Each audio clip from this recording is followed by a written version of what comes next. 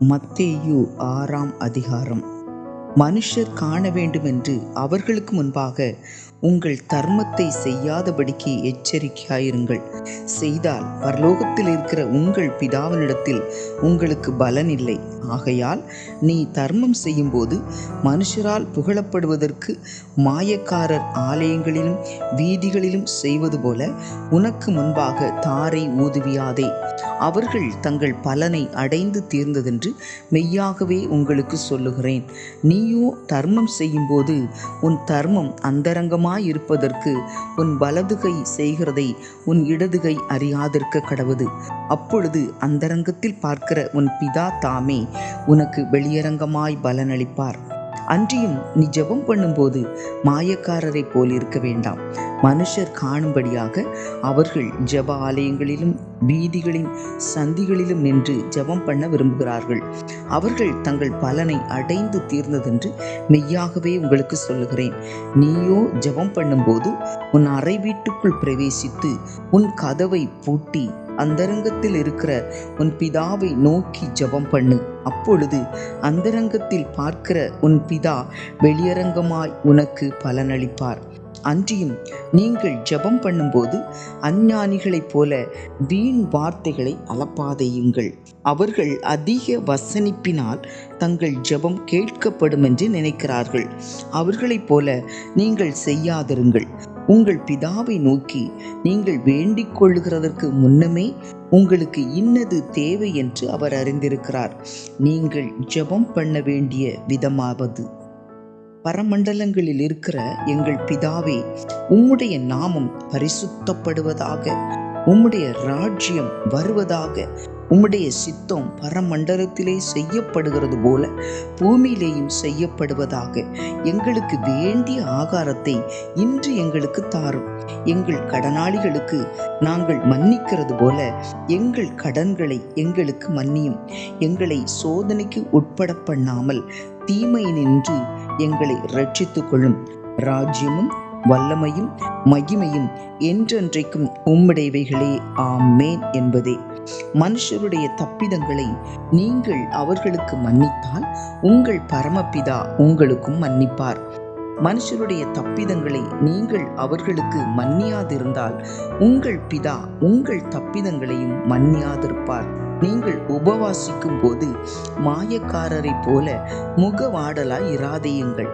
அவர்கள் உபவாசிக்கிறதை மனுஷர் காணும் பொருட்டாக தங்கள் முகங்களை வாட பண்ணுகிறார்கள். அவர்கள் தங்கள் பலனை அடைந்து தீர்ந்ததென்று மெய்யாகவே உங்களுக்கு சொல்லுகிறேன். நீயோ உபவாசிக்கும் போது அந்த உபவாசம் மனுஷர்களுக்கு காணப்படாமல் அந்தரங்கத்தில் இருக்கிற உன் பிதாவுக்கே காணப்படும்படியாக உன் தலைக்கு எண்ணெய் பூசி உன் முகத்தை கழுவு. அப்பொழுது அந்தரங்கத்தில் பார்க்கிற உன் பிதா உனக்கு வெளியரங்கமாய் பலனளிப்பார். பூமியிலே உங்களுக்கு பொக்கிஷங்களை சேர்த்து வைக்க வேண்டாம். இங்கே பூச்சியும் துருவும் அவைகளை கெடுக்கும். இங்கே திருடரும் கன்னமிட்டு திருடுவார்கள். பரலோகத்திலே உங்களுக்கு பொக்கிஷங்களை சேர்த்து வையுங்கள். அங்கே பூச்சியாவது துருவாவது கெடுக்கிறதும் இல்லை. அங்கே திருடர் கன்னமிட்டு திருடுகிறதும் இல்லை. உங்கள் பொக்கிஷம் எங்கே இருக்கிறதோ அங்கே உங்கள் இருதயமும் இருக்கும். கண்ணானது சரீரத்தின் விளக்காயிருக்கிறது. உன் கண் தெளிவாயிருந்தால் உன் சரீரம் முழுவதும் வெளிச்சமாயிருக்கும். உன் கண் கெட்டதாயிருந்தால் உன் சரீரம் முழுவதும் இருளாயிருக்கும். இப்படி உன்னிலுள்ள வெளிச்சம் இருளாயிருந்தால் அவ்விருள் எவ்வளவு அதிகமாயிருக்கும். 2 எஜமான்களுக்கு ஊழியம் செய்ய ஒருவனாலும் கூடாது. ஒருவனை பகைத்து மற்றவனை சிநேகிப்பான், அல்லது ஒருவனை பற்றி கொண்டு மற்றவனை அசட்டை பண்ணுவான். தேவனுக்கும் உலகப் பொருளுக்கும் ஊழியம் செய்ய உங்களால் கூடாது. ஆகையால் எண்ணத்தை உண்போம் எண்ணத்தை குடிப்போம் என்று உங்கள் ஜீவனுக்காகவும் எண்ணத்தை உடுப்போம் என்று உங்கள் சரீரத்துக்காகவும் கவலைப்படாதிருங்கள் என்று உங்களுக்கு சொல்லுகிறேன். ஆகாரத்தை பார்க்கிலும் ஜீவனும் உடையை பார்க்கிலும் சரீரமும் விசேஷித்தவைகள் அல்லவா? ஆகாயத்து பட்சிகளை கவனித்து பாருங்கள். அவைகள் விதைக்கிறதும் இல்லை, அறுக்கிறதும் இல்லை, களஞ்சியங்களில் சேர்த்து வைக்கிறதும் இல்லை. அவைகளையும் உங்கள் பரமபிதா பிழைப்பூட்டுகிறார். அவைகளை பார்க்கிலும் நீங்கள் விசேஷித்தவர்கள் அல்லவா? கவலைப்படுகிறதுனாலே உங்களில் எவன் தன் சரீர அளவோடு ஒரு முழத்தை கூட்டுவான்? உடைக்காகவும் நீங்கள் கவலைப்படுகிறது என்ன? காட்டு புஷ்பங்கள் எப்படி வளருகிறதென்று கவனித்து பாருங்கள். அவைகள் உழைக்கிறதும் இல்லை, நூற்கிறதும் இல்லை. என்றாலும் சாலமோன் முதலாய் தன் சர்வ மகிமையிலும் அவைகளில் ஒன்றை போலாகிலும் உடுத்தியிருந்தது இல்லை என்று உங்களுக்கு சொல்லுகிறேன். அற்ப விசுவாசிகளை, இன்றைக்கு இருந்து நாளைக்கு அடுப்பிலே போடப்படும் காட்டு புல்லுக்கு தேவன் இவ்விதமாக உடுத்துவித்தால் உங்களுக்கு உடுத்துவிப்பது அதிக நிச்சயமல்லவா? ஆகையால் எண்ணத்தை உண்போம், எண்ணத்தை குடிப்போம், எண்ணத்தை உடுப்போம் என்று கவலைப்படாதிருங்கள். இவைகளெல்லாம் அஞ்ஞானிகள் நாடி தேடுகிறார்கள். இவைகளெல்லாம் உங்களுக்கு வேண்டியவைகள் என்று உங்கள் பரமபிதா அறிந்திருக்கிறார். முதலாவது தேவனுடைய ராஜ்யத்தையும் அவருடைய நீதியையும் தேடுங்கள், அப்பொழுது இவைகளெல்லாம் உங்களுக்கு கூட கொடுக்கப்படும். ஆகையால் நாளைக்காக கவலைப்படாதிருங்கள். நாளைய தினம் தன்னுடையவைகளுக்காக கவலைப்படும். அந்தந்த நாளுக்கு அதினதின் பாடு போதும். மத்தேயு 7ஆம் அதிகாரம். நீங்கள் குற்றவாளிகள் என்று தீர்க்கப்படாதபடிக்கு மற்றவர்களை குற்றவாளிகள் என்று தீர்க்காதிருங்கள். ஏனெனில் நீங்கள் மற்றவர்களை தீர்க்கிற தீர்ப்பின்படியே நீங்களும் தீர்க்கப்படுவீர்கள். நீங்கள் மற்றவர்களுக்கு அளக்கிற அளவின்படியே உங்களுக்கும் அளக்கப்படும். நீ உன் கண்ணில் இருக்கிற உத்திரத்தை உணராமல் உன் சகோதரன் கண்ணில் இருக்கிற துரும்பை பார்க்கிறதென்ன? இதோ உன் கண்ணில் உத்திரம் இருக்கையில் உன் சகோதரனை நோக்கி, நான் உன் கண்ணில் இருக்கும் துரும்பை எடுத்து போடட்டும் என்று நீ சொல்வதெப்படி? மாயக்காரனே, முன்பு உன் கண்ணில் இருக்கிற உத்திரத்தை எடுத்து போடு, பின்பு உன் சகோதரன் கண்ணில் இருக்கிற துரும்பை எடுத்து போட வகை பார்ப்பாய். பரிசுத்தமானதை நாய்களுக்கு கொடாதேயுங்கள், உங்கள் முத்துக்களை பன்றிகள் முன் போடாதேயுங்கள். போட்டால் தங்கள் கால்களால் அவைகளை மிதித்து திரும்பிக் கொண்டு உங்களை பீறி போடும். கேளுங்கள், அப்பொழுது உங்களுக்கு கொடுக்கப்படும். தேடுங்கள், அப்பொழுது கண்டடைவீர்கள். தட்டுங்கள், அப்பொழுது உங்களுக்கு திறக்கப்படும். ஏனென்றால் கேட்கிறவன் எவனும் பெற்றுக்கொள்கிறான், தேடுகிறவன் கண்டடைகிறான், தட்டுகிறவனுக்கு திறக்கப்படும். உங்களில் எந்த மனுஷனானாலும் தன்னிடத்தில் அப்பத்தை கேட்கிற தன் மகனுக்கு கல்லை கொடுப்பானா? மீனை கேட்டால் அவனுக்கு பாம்பை கொடுப்பானா? ஆகையால் பொல்லாதவர்களாகிய நீங்கள் உங்கள் பிள்ளைகளுக்கு நல்ல ஈவுகளை கொடுக்க அறிந்திருக்கும் போது பரலோகத்தில் இருக்கிற உங்கள் பிதா தம்மிடத்தில் வேண்டிக் கொள்ளுகிறவர்களுக்கு நன்மையானவைகளை கொடுப்பது அதிக நிச்சயமல்லவா? ஆதலால் மனுஷர் உங்களுக்கு எவைகளை செய்ய விரும்புகிறீர்களோ அவைகளை நீங்களும் அவர்களுக்கு செய்யுங்கள். இதுவே நியாயப்பிரமாணமும் தீர்க்க தரிசனங்களுமாம். இடுக்கமான வாசல் வழியாய் உட்பிரவேசியுங்கள்.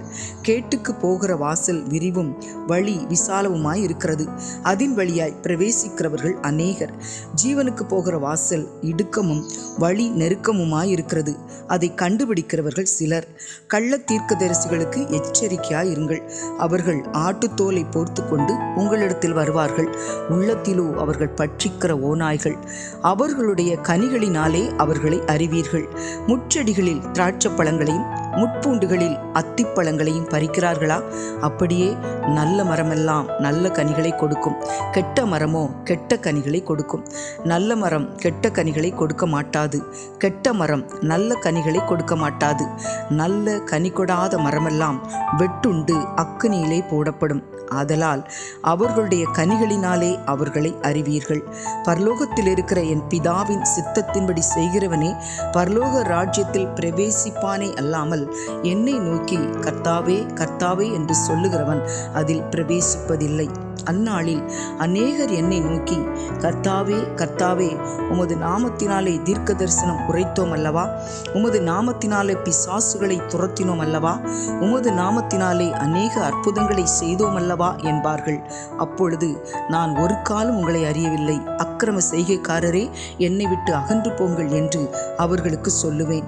ஆகையால் நான் சொல்லிய இந்த வார்த்தைகளை கேட்டு இவைகளின்படி செய்கிறவன் எவனோ அவனை கண்மலையின் மேல் தன் வீட்டை கட்டின புத்தியுள்ள மனுஷனுக்கு ஒப்பிடுவேன். பெரும் மழை சொரிந்து பெரு வெள்ளம் வந்து காற்று அடித்து அந்த வீட்டின் மேல் மோதியும் அது விழவில்லை, ஏனென்றால் அது கன்மலையின் மேல் அஸ்திபாரம் போடப்பட்டிருந்தது. நான் சொல்லிய இந்த வார்த்தைகளை கேட்டு இவைகளின்படி செய்யாதிருக்கிறவன் எவனோ அவன் தன் வீட்டை மணலின் மேல் கட்டின புத்தியில்லாத மனுஷனுக்கு ஒப்பிடப்படுவான். பெருமழை சொரிந்து பெருவெள்ளம் வந்து காற்று அடித்து அந்த வீட்டின் மேல் மோதின போது அது விழுந்து முழுவதும் அழிந்தது என்றார். இயேசு இந்த வார்த்தைகளை சொல்லி முடித்தபோது அவர் வேதபாரகரைப் போல் போதியாமல் அதிகாரமுடையவராய் அவர்களுக்கு போதித்தபடியால் ஜனங்கள் அவருடைய போதகத்தை குறித்து ஆச்சரியப்பட்டார்கள். மத்தேயு 8ஆம் அதிகாரம். அவர் மலையிலிருந்து இறங்கின போது திரளான ஜனங்கள் அவருக்கு பின் சென்றார்கள். அப்பொழுது குஷ்டரோகி ஒருவன் வந்து அவரை பணிந்து, ஆண்டவரே, உமக்கு சித்தமானால் என்னை சுத்தமாக்க உம்மால் ஆகும் என்றான். இயேசு தமது கையை நீட்டி அவனை தொட்டு, எனக்கு சித்தம் உண்டு, சுத்தமாகு என்றார். உடனே குஷ்டரோகம் நீங்கி அவன் சுத்தமானான். இயேசு அவனை நோக்கி, இதை நீ ஒருவருக்கும் சொல்லாதபடி எச்சரிக்கையாயிரு. ஆயினும் அவர்களுக்கு சாட்சியாக நீ போய் ஆசாரியனுக்கு உன்னை காண்பித்து மோசே கட்டளையிட்ட காணிக்கையை செலுத்து என்றார். இயேசு கப்பர்நகூமில் பிரவேசித்த போது 100க்கு அதிபதி ஒருவன் அவரிடத்தில் வந்து, ஆண்டவரே, என் வேலைக்காரன் வீட்டிலே திமிர்வாதமாய் கிடந்து கொடிய வேதனைப்படுகிறான் என்று அவரை வேண்டிக் கொண்டான். அதற்கு இயேசு, நான் வந்து அவனை சொஸ்தமாக்குவேன் என்றார். 100க்கு அதிபதி பிரதியுத்தரமாக, ஆண்டவரே, நீர் என் வீட்டுக்குள் பிரவேசிக்க நான் பாத்திரன் அல்ல. ஒரு வார்த்தை மாத்திரம் சொல்லும், அப்பொழுது என் வேலைக்காரன் சொஸ்தமாவான். நான் அதிகாரத்துக்கு கீழ்ப்பட்டவனாயிருந்தும் எனக்கு கீழ்ப்பட்டிருக்கிற சேவகரும் உண்டு. நான் ஒருவனை போவென்றால் போகிறான், மற்றொருவனை வாவென்றால் வருகிறான், என் வேலைக்காரனை இதை செய் என்றால் செய்கிறான் என்றான். இயேசு இதை கேட்டு ஆச்சரியப்பட்டு தமக்கு பின் செல்கிறவர்களை நோக்கி, இஸ்ரவேலருக்குள்ளும் நான் இப்படிப்பட்ட விசுவாசத்தை காணவில்லை என்று மெய்யாகவே உங்களுக்கு சொல்லுகிறேன். அநேகர் கிழக்கிலும் மேற்கிலும் இருந்து வந்து பரலோக ராஜ்யத்தில் ஆபிரகாம், ஈசாக்கு, யாக்கோபு என்பவர்களோடு பந்தியிருப்பார்கள். ராஜ்யத்தின் புத்திரரோ புறம்பான இருளிலே தள்ளப்படுவார்கள். அங்கே அழுகையும் பற்கடிப்பும் உண்டாயிருக்கும் என்று உங்களுக்கு சொல்லுகிறேன் என்றார். பின்பு இயேசு 100க்கு அதிபதியை நோக்கி, நீ போகலாம், நீ விசுவாசித்தபடியே உனக்காக கடவுது என்றார். அந்த நாளிகையிலே அவன் வேலைக்காரன் சொஸ்தமானான். இயேசு பேதுருவின் வீட்டிலே வந்து அவன் மாமி ஜுரமாய் கிடக்கிறதை கண்டார். அவர் அவள் கையை தொட்டவுடனே ஜுரம் அவளை விட்டு நீங்கிற்று. அவள் எழுந்திருந்து அவர்களுக்கு பணிவிடை செய்தாள். அஸ்தமனமான போது பிசாசு பிடித்திருந்த அநேகரை அவரிடத்தில் கொண்டு வந்தார்கள். அவர் அந்த ஆவிகளை தமது வார்த்தையினாலே துரத்தி பிணியாளிகள் எல்லாரையும் சொஸ்தமாக்கினார். அவர் தாமே நம்முடைய பலவீனங்களை ஏற்றுக்கொண்டு நம்முடைய நோய்களை சுமந்தார் என்று ஏசாயா தீர்க்கதரிசினால் உரைக்கப்பட்டது நிறைவேறும்படி இப்படி நடந்தது. பின்பு திரளான ஜனங்கள் தம்மை சூழ்ந்திருக்கிறதை இயேசு கண்டு அக்கரைக்கு போக கட்டளையிட்டார். அப்பொழுது வேதபாரகன் ஒருவன் வந்து, போதகரே, நீர் எங்கே போனாலும் உம்மை பின்பற்றி வருவேன் என்றான். அதற்கு இயேசு, நரிகளுக்கு குழிகளும் ஆகாயத்து பறவைகளுக்கு கூடுகளும் உண்டு, மனுஷகுமாரனுக்கோ தலை சாய்க்க இடமில்லை என்றார். அவருடைய சீஷர்களில் வேறொருவன் அவரை நோக்கி, ஆண்டவரே, முன்பு நான் போய் என் தகப்பனை அடக்கம் பண்ண எனக்கு உத்தரவு கொடுக்க வேண்டும் என்றார். அதற்கு இயேசு, மரித்தோர் தங்கள் மரித்தோரை அடக்கம் பண்ணட்டும், நீ என்னை பின்பற்றி வா என்றார். அவர் படவில் ஏறின போது அவருடைய சீஷர்கள் அவருக்கு பின் சென்று ஏறினார்கள். அப்பொழுது படவு அலைகளினால் மூடப்படத்தக்கதாய் கடலில் பெருங்காற்று உண்டாயிற்று. அவரோ நித்திரையாயிருந்தார். அப்பொழுது அவருடைய சீஷர்கள் வந்து அவரை எழுப்பி, ஆண்டவரே, எங்களை இரட்சியும், மடிந்து போகிறோம் என்றார்கள். அதற்கு அவர், அற்ப விசுவாசிகளை, ஏன் பயப்படுகிறீர்கள் என்று சொல்லி எழுந்து காற்றையும் கடலையும் அதட்டினார். உடனே மிகுந்த அமைதல் உண்டாயிற்று. அந்த மனுஷர்கள் ஆச்சரியப்பட்டு, இவர் எப்படிப்பட்டவரோ, காற்றும் கடலும் இவருக்கு கீழ்ப்படுகிறதே என்றார்கள். அவர் அக்கறையிலே கெர்கனேசர் நாட்டில் வந்தபோது பிசாசு பிடித்திருந்த 2 பேர் பிரேத கல்லறைகளிலிருந்து புறப்பட்டு அவருக்கு எதிராக வந்தார்கள். அவர்கள் மிகவும் கொடியராயிருந்தபடியால் அந்த வழியாக ஒருவனும் நடக்கக்கூடாதிருந்தது. அவர்கள் அவரை நோக்கி, இயேசுவே, தேவனுடைய குமாரனே, எங்களுக்கும் உமக்கும் என்ன? காலம் வரும் முன்னே எங்களை வேதனைப்படுத்த இங்கே வந்தீரோ என்று கூப்பிட்டார்கள். அவர்களுக்கு கொஞ்ச தூரத்தில் அநேகம் பன்றிகள் கூட்டமாக மேய்ந்து கொண்டிருந்தன. அப்பொழுது பிசாசுகள், நீர் எங்களை துரத்துவீரானால் நாங்கள் அந்த பன்றி கூட்டத்தில் போகும்படி உத்தரவு கொடும் என்று அவரை வேண்டிக் கொண்டன. அதற்கு அவர், போங்கள் என்றார். அவைகள் புறப்பட்டு பன்றி கூட்டத்தில் போயின. அப்பொழுது பன்றி கூட்டமெல்லாம் உயர்ந்த மேட்டிலிருந்து கடலிலே பாய்ந்து ஜலத்தில் மாண்டு போயின. அவைகளை மேய்த்தவர்கள் ஓடி பட்டணத்தில் சென்று இந்த சங்கதிகள் எல்லாவற்றையும் பிசாசு பிடித்திருந்தவர்களுக்கு சம்பவித்தவைகளையும் அறிவித்தார்கள்.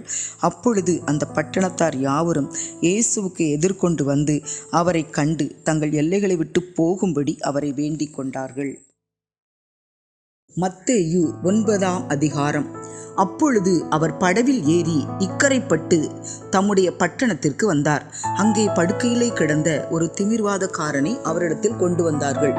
இயேசு அவர்களுடைய விசுவாசத்தை கண்டு திமிர்வாதக்காரனை நோக்கி, மகனே, திடன்கொள், உன் பாவங்கள் உனக்கு மன்னிக்கப்பட்டது என்றார். அப்பொழுது வேதபாரகரில் சிலர், இவன் தேவ தூஷணம் சொல்லுகிறான் என்று தங்கள் உள்ளத்தில் சொல்லிக் கொண்டார்கள். இயேசு அவர்கள் நினைவுகளை அறிந்து, நீங்கள் உங்கள் இருதயங்களில் பொல்லாதவைகளை சிந்திக்கிறது என்ன? உன் பாவங்கள் மன்னிக்கப்பட்டது என்று சொல்வதோ, எழுந்து நடவென்று சொல்வதோ எது எளிது? பூமியிலே பாவங்களை மன்னிக்க மனுஷகுமாரனுக்கு அதிகாரம் உண்டென்பதை நீங்கள் அறிய வேண்டும் என்று சொல்லி திமிர்வாதக்காரனை நோக்கி, நீ எழுந்து உன் படுக்கையை எடுத்துக்கொண்டு உன் வீட்டுக்கு போ என்றார். உடனே அவன் எழுந்து தன் வீட்டுக்கு போனான். ஜனங்கள் அதை கண்டு ஆச்சரியப்பட்டு மனுஷருக்கு இப்படிப்பட்ட அதிகாரத்தை கொடுத்தவராகிய தேவனை மகிமைப்படுத்தினார்கள். இயேசு அவ்விடம் விட்டு புறப்பட்டு போகையில் ஆயத்துறையில் உட்கார்ந்திருந்த மத்தேயு என்னும் ஒரு மனுஷனை கண்டு, எனக்கு பின் சென்று வா என்றார். அவன் எழுந்து அவருக்கு பின் சென்றான்.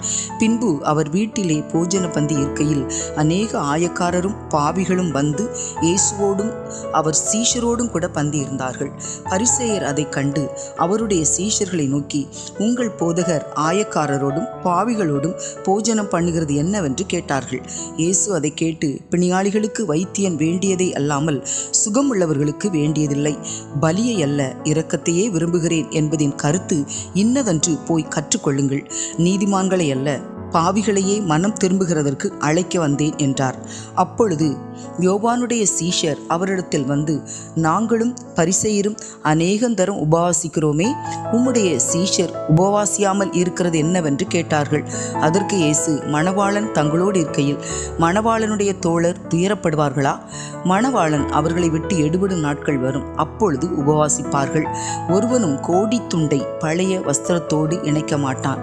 இணைத்தால் அதனோடு இணைத்த துண்டு வஸ்திரத்தை அதிகமாய் கிழிக்கும், பீறலும் அதிகமாகும். புது திராட்சரசத்தை பழந்துருத்திகளில் வார்த்து வைக்கிறதும் இல்லை. வார்த்து வைத்தால் துருத்திகள் கிழிந்து போம், ரசமும் சிந்திப்போம், துருத்திகளும் கெட்டுப்போம். புது ரசத்தை புது துருத்திகளில் வார்த்து வைப்பார்கள், அப்பொழுது இரண்டும் பத்திரப்பட்டிருக்கும் என்றார். அவர் இவைகளை அவர்களுக்கு சொல்லிக் கொண்டிருக்கையில் தலைவன் ஒருவன் வந்து அவரை பணிந்து, என் மகன் இப்பொழுதுதான் மரித்து போனான். ஆகிலும் நீர் வந்து அவள் மேல் உமது கையை வையும், அப்பொழுது பிழைப்பாள் என்றார். இயேசு எழுந்து தம்முடைய சீஷரோடும் கூட அவன் பின்னே போனார். அப்பொழுது 12 வருஷமாய் பெரும்பாடுள்ள ஒரு ஸ்திரீ, நான் அவருடைய வஸ்திரத்தை ஆகிலும் தொட்டால் சுஸ்தமாவேன் என்று தன் உள்ளத்தில் எண்ணிக்கொண்டு அவர் பின்னாலே வந்து அவருடைய வஸ்திரத்தின் ஓரத்தை தொட்டாள். இயேசு திரும்பி அவளை பார்த்து, மகளே, திடன்கொள், உன் விசுவாசம் உன்னை ரட்சித்தது என்றார். அந்நேரம் முதல் அந்த ஸ்திரீ சொஸ்தமானாள். இயேசுவானவர் தலைவனுடைய வீட்டிலே வந்து தாரை ஊதுகிறவர்களையும் இறைகிற ஜனங்களையும் கண்டு, விலகுங்கள், இந்த சிறு பெண் மரிக்கவில்லை, நித்திரையாயிருக்கிறாள் என்றார். அதற்காக அவரை பார்த்து நகைத்தார்கள். ஜனங்கள் வெளியே துரத்தப்பட்ட பின்பு அவர் உள்ளே பிரவேசித்து அந்த சிறு பெண்ணின் கையை பிடித்தார். உடனே அவள் எழுந்திருந்தாள். இந்த சங்கதி அத்தேசமெங்கும் பிரசித்தமாயிற்று. இயேசு அவ்விடம் விட்டு போகையில் 2 குருடர் அவர் பின்னே சென்று, தாவீதின் குமாரனே, எங்களுக்கு இறங்கும் என்று கூப்பிட்டார்கள். அவர் வீட்டிற்கு வந்த பின்பு அந்த குருடர் அவரிடத்தில் வந்தார்கள். இயேசு அவர்களை நோக்கி, இதை செய்ய எனக்கு வல்லமை உண்டென்று விசுவாசிக்கிறீர்களா என்று கேட்டார். அதற்கு அவர்கள், ஆம், விசுவாசிக்கிறோம் ஆண்டவரே என்றார்கள்.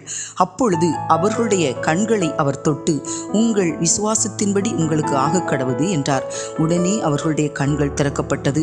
இதை ஒருவரும் அறியாதபடிக்கு எச்சரிக்கையாயிருங்கள் என்று இயேசு அவர்களுக்கு கண்டிப்பாய் கட்டளையிட்டார். அவர்களோ புறப்பட்டு அத்தேசமெங்கும் அவருடைய கீர்த்தியை பிரசித்தம் பண்ணினார்கள்.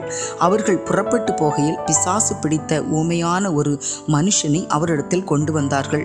பிசாசு துரத்தப்பட்ட பின்பு ஊமையன் பேசினான். ஜனங்கள் ஆச்சரியப்பட்டு, இஸ்ரவேலில் இப்படி ஒரு காலம் காணப்படவில்லை என்றார்கள். பரிசேயரோ, இவன் பிசாசுகளின் தலைவனாலே பிசாசுகளை துரத்துகிறான் என்றார்கள். பின்பு இயேசு சகல பட்டணங்களையும் கிராமங்களையும் சுற்றி நடந்து ஜெப ஆலயங்களில் உபதேசித்து ராஜ்யத்தின் சுவிசேஷத்தை பிரசங்கித்து ஜனங்களுக்கு உண்டாயிருந்த சகல வியாதிகளையும் சகல நோய்களையும் நீக்கி அவர்களை சொஸ்தமாக்கினார்.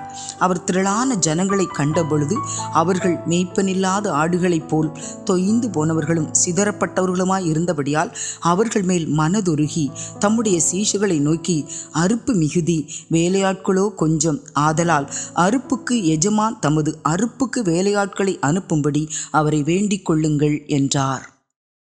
மத்தேயு 10ஆம் அதிகாரம். அப்பொழுது அவர் தம்முடைய 12 சீஷர்களையும் தம்மிடத்தில் வரவழைத்து அசுத்த ஆவிகளை துரத்தவும் சகல வியாதிகளையும் சகல நோய்களையும் நீக்கவும் அவர்களுக்கு அதிகாரம் கொடுத்தார். அந்த 12 அப்போஸ்தலருடைய நாமங்களாவன: முந்தினவன் பேதுரு என்னப்பட்ட சீமோன், அவன் சகோதரன் அந்திரேயா; செபதேயுன் குமாரன் யாக்கோபு, அவன் சகோதரன் யோவான்; பிலிப்பு, பர்தலமேயு, தோமா, ஆயக்காரனாகிய மத்தேயு, அல்பேயுன் குமாரன் யாக்கோபு, ததேயு என்னும் மறுநாமமுள்ள லெபேயு, கானானியனாகிய சீமோன், அவரை காட்டி கொடுத்த யூதாஸ்காரியோத்து என்பவைகளே. இந்த 12 வரையும் இயேசு அனுப்புகையில் அவர்களுக்கு கட்டளையிட்டு சொன்னது என்னவென்றால், நீங்கள் புறஜாதியார் நாடுகளுக்கு போகாமலும் சமாரியர் பட்டணங்களில் பிரவேசியாமலும் காணாமற் போன ஆடுகளாகிய இஸ்ரவேல் வீட்டாரிடத்தில் போங்கள். போகையில் பரலோக ராஜ்யம் சமீபித்திருக்கிறது என்று பிரசங்கியுங்கள். வியாதி உள்ளவர்களை சொஸ்தமாக்குங்கள், குஷ்டரோகிகளை சுத்தம் பண்ணுங்கள், மரித்தோரை எழுப்புங்கள், பிசாசுகளை துரத்துங்கள். இலவசமாய் பெற்றீர்கள், இலவசமாய் கொடுங்கள். உங்கள் கச்சைகளில் பொன்னையாவது வெள்ளியையாவது செம்பையாவது வழிக்காக பையையாவது 2 அங்கிகளையாவது பாதரட்சைகளையாவது தடியையாவது தேடி வைக்க வேண்டாம். வேலைக்காரன் தன் ஆகாரத்துக்கு பாத்திரனாயிருக்கிறான். எந்த பட்டணத்திலாவது கிராமத்திலாவது நீங்கள் பிரவேசிக்கும் போது அதிலே பாத்திரமானவன் யாரென்று விசாரித்து நீங்கள் புறப்படும் அளவும் அவனிடத்தில் தங்குங்கள். ஒரு வீட்டுக்குள் பிரவேசிக்கும் போது அதை வாழ்த்துங்கள்.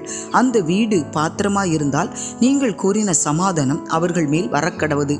அபாத்திரமாயிருந்தால் நீங்கள் கூறின சமாதானம் உங்களிடத்திற்கு திரும்ப கடவது. எவனாகிலும் உங்களை ஏற்றுக்கொள்ளாமலும் உங்கள் வார்த்தைகளை கேளாமலும் போனால் அந்த வீட்டையாவது பட்டணத்தையாவது விட்டு புறப்படும் போது உங்கள் கால்களில் படிந்த தூசியை உதறி போடுங்கள். நியாயத்தீர்ப்பு நாளிலே அந்த பட்டணத்திற்கு நேரிடுவதை பார்க்கிலும் சோதோம் கொமரா நாட்டிற்கு நேரிடுவது லகுவாயிருக்கும் என்று மெய்யாகவே உங்களுக்கு சொல்லுகிறேன். ஆடுகளை ஓநாய்களுக்குள்ளே அனுப்புகிறது போல இதோ நான் உங்களை அனுப்புகிறேன். ஆகையால் சர்ப்பங்களைப் போல விண்ணா உள்ளவர்களும் புறாக்களைப் போல கபடற்றவர்களுமாயிருங்கள். மனுஷரை குறித்து எச்சரிக்கையாயிருங்கள். அவர்கள் உங்களை ஆலோசனை சங்கங்களுக்கு ஒப்புக்கொடுத்து தங்கள் ஜெப ஆலயங்களில் உங்களை வாரினால் அடிப்பார்கள். அவர்களுக்கும் புறஜாதியாருக்கும் சாட்சியாக என் நிமித்தம் அதிபதிகளுக்கு முன்பாகவும் ராஜாக்களுக்கு முன்பாகவும் கொண்டு போகப்படுவீர்கள். அவர்கள் உங்களை ஒப்புக் கொடுக்கும் போது எப்படி பேசுவோம் என்றும் என்னத்தை பேசுவோம் என்றும் கவலைப்படாதிருங்கள். நீங்கள் பேச வேண்டுவது அந்நேரத்தில் உங்களுக்கு அருளப்படும். பேசுகிறவர்கள் நீங்கள் அல்ல, உங்கள் பிதாவின் ஆவியானவரே உங்களிலிருந்து பேசுகிறவர். சகோதரன் தன் சகோதரனையும் தகப்பன் தன் பிள்ளையையும் மரணத்துக்கு ஒப்புக் கொடுப்பார்கள். பெற்றாருக்கு விரோதமாய் பிள்ளைகள் எழும்பி அவர்களை கொலை செய்வார்கள். என் நாமத்தின் நிமித்தம் நீங்கள் எல்லாராலும் பகைக்கப்படுவீர்கள். முடிவு பரியந்தம் நிலைத்திருப்பவனே ரட்சிக்கப்படுவான். ஒரு பட்டணத்தில் உங்களை துன்பப்படுத்தினால் மறு பட்டணத்திற்கு ஓடிப்போங்கள். மனுஷகுமாரன் வருவதற்குள்ளாக நீங்கள் இஸ்ரவேலருடைய பட்டணங்களையெல்லாம் சுற்றி முடியாதென்று மெய்யாகவே உங்களுக்கு சொல்லுகிறேன். சீஷன் தன் போதகனிலும் வேலைக்காரன் தன் எஜமானிலும் மேற்பட்டவன் அல்ல. சீஷன் தன் போதகனைப் போலவும் வேலைக்காரன் தன் எஜமானைப் போலவும் இருப்பது போதும். வீட்டெஜமானையே பெயல்செபூல் என்று சொன்னார்களானால் அவன் வீட்டாரை அப்படி சொல்வது அதிக நிச்சயமல்லவா? அவர்களுக்கு பயப்படாதிருங்கள். வெளியாக்கப்படாத மறைபொருளும் இல்லை, அறியப்படாத இரகசியமும் இல்லை. நான் உங்களுக்கு இருளில் சொல்லுகிறதை நீங்கள் வெளிச்சத்திலே சொல்லுங்கள், காதில் கேட்கிறதை நீங்கள் வீடுகளின் மேல் பிரசித்தம் பண்ணுங்கள். ஆத்துமாவை கொல்ல வல்லவர்களாயிராமல் சரீரத்தை மாத்திரம் கொல்லுகிறவர்களுக்கு நீங்கள் பயப்பட வேண்டாம். ஆத்துமாவையும் சரீரத்தையும் நரகத்திலே அழிக்க வல்லவருக்கே பயப்படுங்கள். ஒரு காசுக்கு 2 அடைக்கலான் குருவிகளை விற்கிறார்கள் அல்லவா? ஆயினும் உங்கள் பிதாவின் சித்தம் இல்லாமல் அவைகளில் ஒன்றாகிலும் தரையிலே விழாது. உங்கள் தலையிலுள்ள மயிரெல்லாம் எண்ணப்பட்டு இருக்கிறது. ஆதலால் பயப்படாதிருங்கள். அநேகம் அடைக்கலான் குருவிகளை பார்க்கிலும் நீங்கள் விசேஷித்தவர்களாய் இருக்கிறீர்கள். மனுஷர் முன்பாக என்னை அறிக்கை பண்ணுகிறவன் எவனோ அவனை நானும் பரலோகத்தில் இருக்கிற என் பிதாவின் முன்பாக அறிக்கை பண்ணுவேன். மனுஷர் முன்பாக என்னை மறுதலிக்கிறவன் எவனோ அவனை நானும் பரலோகத்தில் இருக்கிற என் பிதாவின் முன்பாக மறுதலிப்பேன்.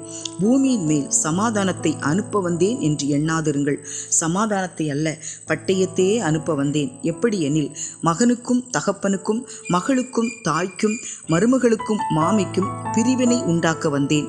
ஒரு மனுஷனுக்கு சத்துருக்கள் அவன் வீட்டாரே. தகப்பனையாவது தாயையாவது என்னிலும் அதிகமாய் நேசிக்கிறவன் எனக்கு பாத்திரன் அல்ல. மகனையாவது மகளையாவது என்னிலும் அதிகமாய் நேசிக்கிறவன் எனக்கு பாத்திரன் அல்ல. தன் சிலுவையை எடுத்துக்கொண்டு என்னை பின்பற்றாதவன் எனக்கு பாத்திரன் அல்ல. தன் ஜீவனை காக்கிறவன் அதை இழந்து போவான். என் நிமித்தம் தன் ஜீவனை இழந்து போகிறவன் அதை காப்பான். உங்களை ஏற்றுக்கொள்ளுகிறவன் என்னை ஏற்றுக்கொள்கிறான், என்னை ஏற்றுக்கொள்ளுகிறவன் என்னை அனுப்பினவரை ஏற்றுக்கொள்ளுகிறான். தீர்க்கதரிசி என்னும் நாமத்தின் நிமித்தம் தீர்க்கதரிசியை ஏற்றுக்கொள்ளுகிறவன் தீர்க்கதரிசிக்கு ஏற்ற பலனை அடைவான். நீதிமான் என்னும் நாமத்தின் நிமித்தம் நீதிமானை ஏற்றுக்கொள்ளுகிறவன் நீதிமானுக்கு ஏற்ற பலனை அடைவான்.